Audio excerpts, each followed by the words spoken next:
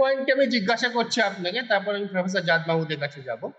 এটা হচ্ছে যে প্রথম কথা, আমার সাংবাদিক হিসেবে শুনে যেটা যেটুকু শুনেছি বুঝেছি তাতে হচ্ছে যে আইন যখন তৈরি হয় তার তো একটা ব্যক্তি নিরপেক্ষ সে কোন আইনসভায় প্রণীত হচ্ছে তাই নিরপেক্ষ একটা চরিত্র আছে। এই আইনটা প্রয়োগ ভবিষ্যতেও এরকম ভাবে করা হবে এটা বলার তো আমি কেউ নই। মানে পণ্ডিত জওহরলাল নেহরু যদি তার কথা যদি ভায়োলেটেড হয়ে থাকে, তাহলে আমরা এখন যারা রয়েছেন নেতৃত্বে তারা কারা? এটা তো একটা দিক গেল। অন্য দিকটা যেটা আমার প্রশ্ন যেটা সেটা হচ্ছে এই যে কিছু প্রভিশনের কথা আমরা শুনেছি, জেনেছি, পড়েছি যে এই আইনে যদি কাউকে শাস্তি দেওয়া হয় তাহলে সে ঊর্ধ্বতর কোনো আদালতে যেতে পারবেন না, এরকম কোনো বিষয় কি রয়েছে? এই বিষয়টা অত্যন্ত প্রশ্ন রয়েছে মানুষের মধ্যে। দেখুন, একটা কথা আমি বলি যে মানে আমাদের সংবিধানে একটা বেসিক স্ট্রাকচার আছে, এবং এই বেসিক স্ট্রাকচার কিন্তু মানে জুডিশিয়াল রিভিউ এবং right to access the judiciary, এটা কিন্তু it's a part of the basic structure. এটা কোনোদিনই আটকানো যায় না, কোনোভাবেই আটকানো যায় না, কোনো সংবিধান সংশোধনের মাধ্যমে আটকানো যায় না, তো সুতরাং কোনো অর্ডিনারি আইনের মাধ্যমে সেটা আটকানো যাবে না। এই আইনে একটা জায়গা আছে যে এই অ্যাডভাইজারি বোর্ড যেটা 3 member advisory board headed by a sitting or retired high court জাজ, এবং বাকি দুজনও সমমর্যাদা বা সম মানের মানে বা ইকুয়াল স্টেটাসের। এবার তাঁরা ডিসিশনস নেবেন, এবং স্বাভাবিকভাবে আমাদের সমস্যা আছে যে আমরা খুব লিটিগেশন প্রবণ জাতি আর কি। আমরা সবকিছুতেই একটা করে করে মানে একটা ইন্টারিম স্টেজে একটা চ্যালেঞ্জ করে দিই ইত্যাদি ইত্যাদি।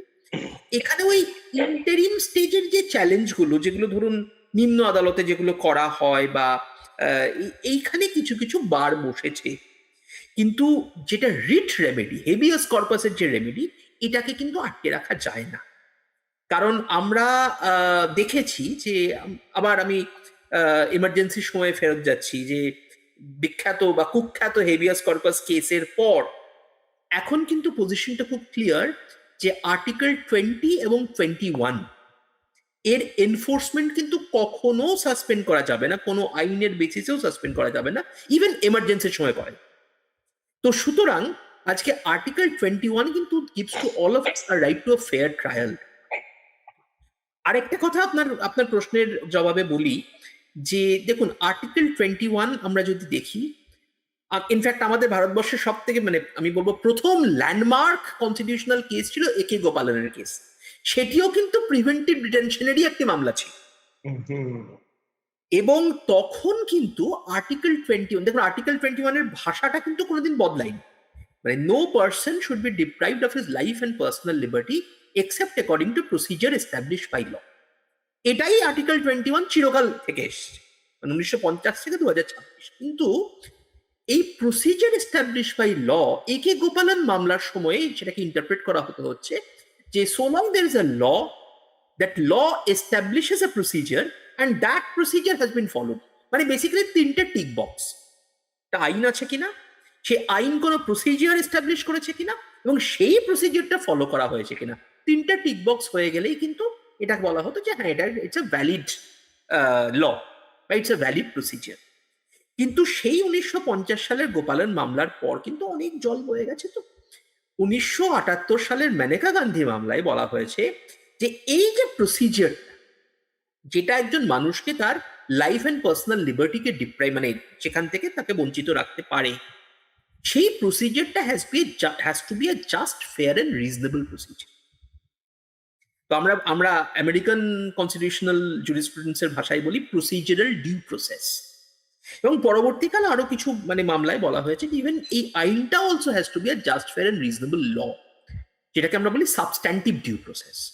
তো আজকের পরিমণ্ডলে যখন একে গোপালনের জাজমেন্টটা কিন্তু আর রেলেভেন্ট নয়, আজকে কিন্তু এই প্রসিজারাল এবং সাবস্ট্যান্টিভ ডিউ প্রসেস কিন্তু আমাদের আইনের একটা খুব খুব গুরুত্বপূর্ণ জায়গায়।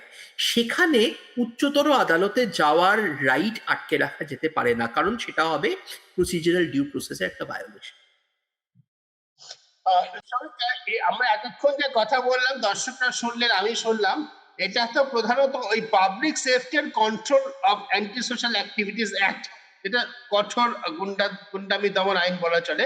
আর maintenance of public order amendment bill, যেটা আগে আইন ছিল, নতুন সংশোধন করা হচ্ছে, যাতে মূলত ওই সম্পত্তি ক্ষতি হলে তার ক্ষতিপূরণ আদায়ের ব্যবস্থা করা হচ্ছে, তার জন্য দায় চাপানো হচ্ছে নাগরিকের উপরে।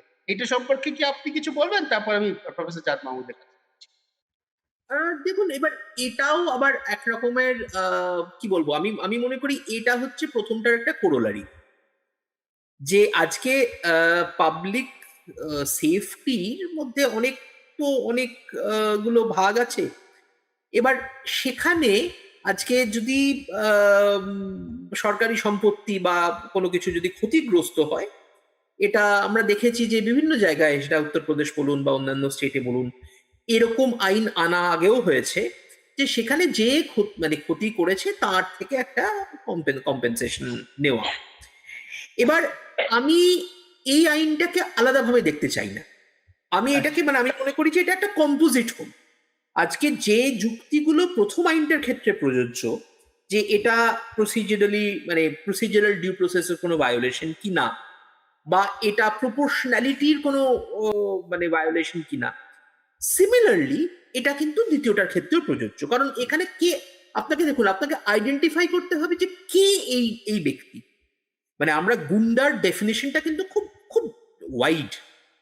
এবার এটা অনস্বীকার্য যে এরকম কোনো মানুষ যদি মানে ডেলিবারেটলি কোনো অ্যাক্ট অফ কমিশন বা ওমিশন করে, যার ফলে পাবলিক সেফটি মানে ইম্পিডেড হয়েছে, বা ধরুন মানে কি বলবো, কোনো সরকারি সম্পত্তি বা জনগণের কোনো সম্পত্তি ক্ষতিগ্রস্ত হয়েছে, নিশ্চয়ই আইন তার বিরুদ্ধে কড়া ব্যবস্থা নেবে, নেওয়ার মধ্যে কোনো আপত্তি নেই।